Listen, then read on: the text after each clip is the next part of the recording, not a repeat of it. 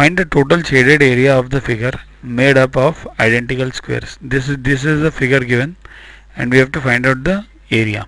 Remember, I have solved this in earlier videos also. Again, I am showing you how to solve it. Always try to make the incomplete squares as complete squares. Then it becomes easier for you. I have shown here the lines. This dark side should be placed in this white side.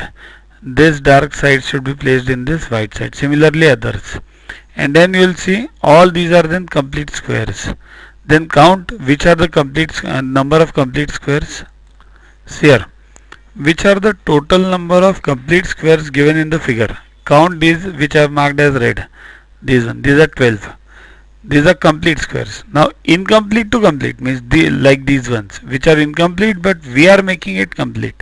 So how many are there? 1, 2, 3, 4, 5, 6, 7. 7. So total complete squares now. These 12 plus these which have been converted. So 12 plus 7, 19. Now area of each square equals to 3 by 3. So 3 into 3, 9 square centimeter. So area of 19 squares equals to 19 multiplied by 3. 9.